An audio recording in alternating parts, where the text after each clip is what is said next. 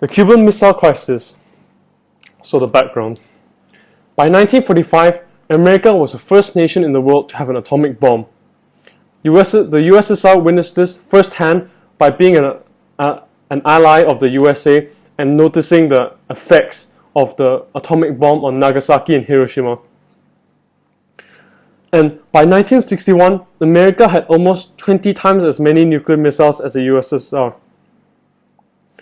The USSR, however, looked like a tiny speck compared to the USA. They had relatively few missiles, and there was no way that they could attack America with those missiles. However, in 1957, Russian scientists launched the first world man-made satellite, and by 1960, they even landed a robotic spacecraft onto the moon. The Americans were worried about this because they looked at this and thought that the USSR had enough power to launch intercontinental missiles from the USSR to USA. But the USSR was simply not wealthy enough to produce as much nuclear weapons as the USA. So, before the Cuban Revolution in 1959, Cuba was an ally of the USA, and they had a capitalist government. Because it was only 145 kilometers away from America, America thought that it was a good idea to have a good relationship with Cuba. However, in 1959, there was a Cuban Revolution which overthrew Cuba's pro-American government and took over American property in Cuba. So, in response to this, America banned the import of Cuban sugar, which threatened to bankrupt the Cuban economy because Cuba's revenue largely depended on these imports. So, because of this, Cuba turned to the USSR for help because the USSR was a communist superpower, and Cuba believed that the USSR could help them. Khrushchev was delighted to have Castro and in Cuba to be an ally because it meant that they could have an ally close to America. So Eisenhower realized this, and he did not want a communist nation which was an ally with the communist superpower right next to America. So he decided to try to assassinate Fidel Castro, which is the leader of the Cuban Revolution. But Kennedy took over Eisenhower in 1960, and he hatched a new plan. This was called the Bay of Pigs plan. So the CIA hired and trained a group of Cuban refugees, and they thought that if the Cuban refugees tried to commit another uprising against the Cuban government, the communist Cuban government, the Cuban public would aid the Cuban refugees and overthrow Fidel Castro. But this was a huge failure for America and the Cuban refugees, so the Bay of Pigs was stopped and the American-backed force was only defeated in 2 days.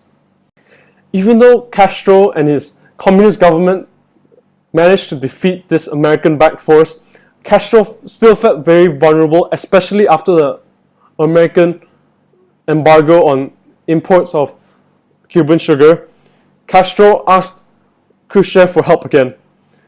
And in August 1961, Khrushchev devised a plan which meant that Khrushchev would supply nuclear missiles into Cuba and station them there so that America would be deterred from trying to attempt another invasion of Cuba. This also meant that if the USSR wanted to attack America, they will have the greatest power to do so because Cuba was only 145 kilometers away from America. So the Bay of Pigs, it led to failure of USA-backed forces, which meant that it was a propaganda success for the communist government in Cuba and for the USSR, while it was a propaganda failure for the USA because the failure of the Bay of Pigs simply meant that communism was the preferred way of government and society instead of capitalism. So the Bay of Pigs also led to Castro asking for help from the USSR, and which created a plan to put Russian missiles into Cuban soil, which led to the Cuban Missile Crisis. So the Cuban Missile Crisis is a period of 13 days from 16th October to 28th October, where it started with Kennedy being informed of Khrushchev's plan to put nuclear missiles into Cuba and attacking the USA. So Kennedy was informed of this, and Kennedy decides to impose a naval blockade around Cuba to prevent further nuclear missiles into Cuba from the USSR. So almost 2 weeks go by of just going back and forth to USA and the USSR. USSR treated this as an act of aggression because it was a naval blockade blocking Cuba from receiving any shipments from the USSR, and the USA could not let this happen because this would mean that nuclear missiles would be stationed in Cuba, which would be facing America and be proving a real danger and a threat.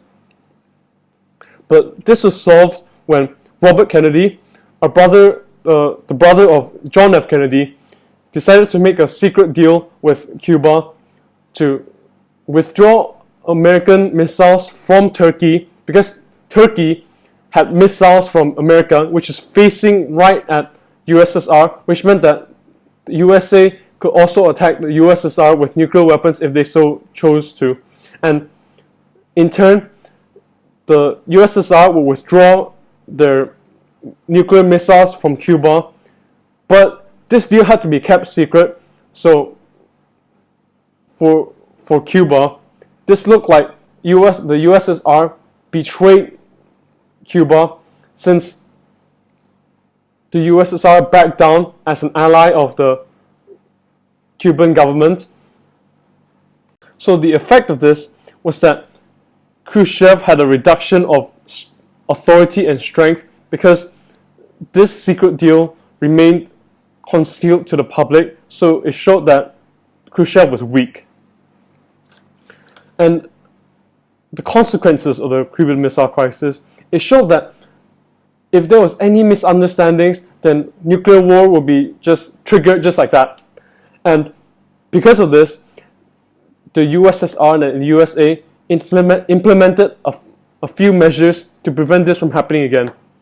In June 1963, the hotline was introduced, which is a direct communications link between the American president in Washington and the Russian premier in Moscow. Another measure was, in August 1963, the passing of the Limited Test Ban Treaty. So both the USA and the USSR agreed to ban the testing of all nuclear weapons in space, in the sea, and above ground, but underground testing was still permitted.